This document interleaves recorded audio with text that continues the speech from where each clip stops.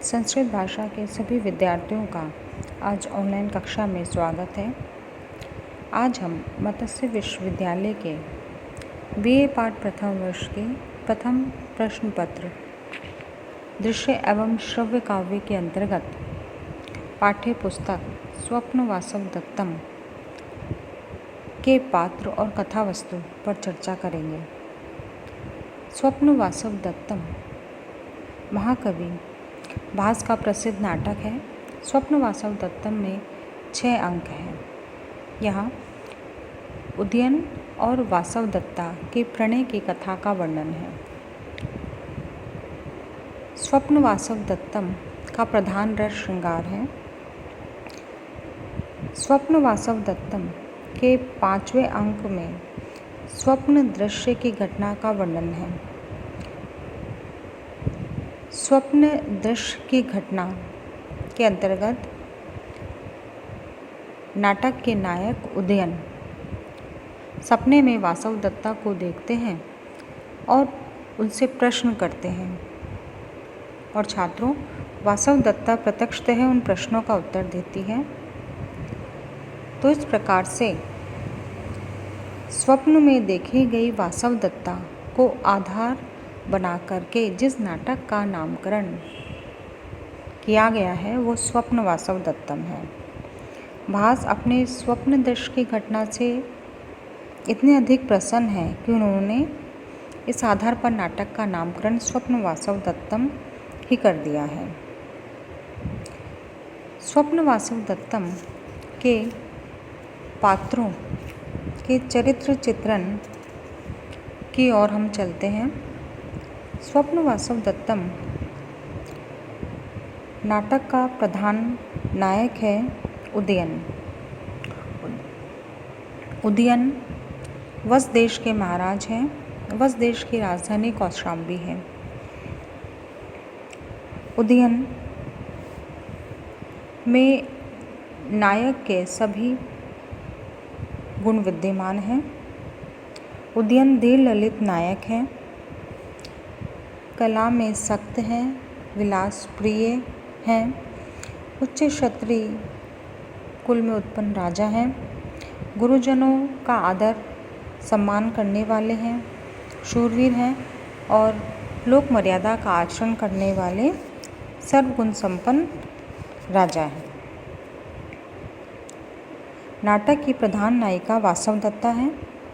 वासव दत्ता उज्जैनी नरेश महासेन की पुत्री है और महाराज उदयन की प्रथम महारानी है। वासव दत्ता ज्येष्ठा नायिका है, अत्यंत सुंदर है, स्वामी भक्त है, उत्कृष्ट प्रेमिका है, देश प्रेम की भावना से उत्प्रोत है, पति परायण है और इस प्रकार से समस्त उच्च गुणों से युक्त है। पद्मावती नाटक की दूसरी स्वकीय कनिष्ठा नायिका है। पद्मावती अत्यंत सुंदर है, आकर्षक रूपवान है, धर्मपरायण है, वचन दृढ़ता से युक्त है। पद्मावती सहृदया नारी है और गुरुजनों के प्रति आदर सम्मान का भाव रखने वाली नायिका है। उदयन के प्रधानामात्य यौगंधरायण हैं। यौगंधरायण वत्स के प्रमुख राजनीतिज्ञ हैं। यदि कथानक का केंद्र बिंदु उदयन है तो यौगंधरायण उसके संचालक हैं। सारी कथा वस्तु यौगंधरायण की योजना के अनुसार ही चलती है। यौगंधरायण अत्यंत विश्वासपात्र मंत्री हैं, गुणों से युक्त हैं और विनयशील भी हैं और यौगंधरायण अपने नाम के अनुरूप गुणों से युक्त हैं। उदयन के परम मित्र हैं जिनका नाम है वसंतक, नाटक के विदूषक हैं। वसंतक अत्यंत भोजन प्रिय हैं, विनोद प्रिय हैं, किंतु महाराज उदयन के पक्के स्वामी भक्त हैं। विद्यार्थियों, वसंतक उदयन के लिए सतत जागरूक भी है। उदयन के सुख दुख में साथ देने वाला परम मित्र है।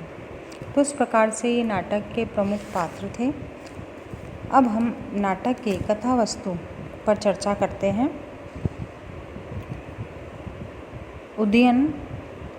उज्जैनी नरेश प्रद्योत के राजमहल से वासवदत्ता का हरण करके ले आए थे।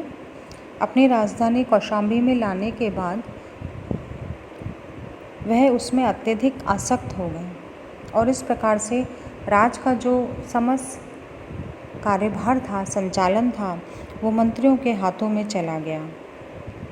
और इस अवसर का लाभ उठा करके उदयन का जो प्रधान शत्रु था आरुणि, उसने वत्स राज्य पर आक्रमण कर दिया। इस प्रकार आक्रमण करने से राज्य का अधिकांश भाग उसने अपना आधिपत्य स्थापित कर लिया। उदयन और उसके समस्त मंत्रियों वासवदत्ता को वत्स देश से बाहर निकल के जाना पड़ा। अब उस राज्य को पुनः प्राप्त करने के लिए प्रधानामात्य यौगंधरायण ने एक योजना बनाई। इस योजना के अंतर्गत दोनों यौगंधरायण और वासवदत्ता दोनों ने अपनी सहमति के अनुसार एक राजकीय पड़ाव डाला। वत्स देश के बाहर लावणक ग्राम में एक राजकीय पड़ाव डाला और उस पड़ाव में आग लगा दी, जबकि उदयन शिकार खेलने गया था। उदयन जब शिकार खेल के आया तो उसने देखा कि जो पड़ाव था वो आग में जल के नष्ट हो गया और उससे सूचना मिली कि वासवदत्ता और यौगंधरायण दोनों ही इस आग में जल के मृत्यु को प्राप्त हो गए। उदयन अत्यंत दुखी होता है और स्वयं भी अपने प्राण त्यागने के लिए तैयार हो जाता है। इस प्रकार यौगंधरायण ने वासवदत्ता की सहमति से इस घटना का लाभ उठा करके आगे की राजनीति को और बढ़ाया।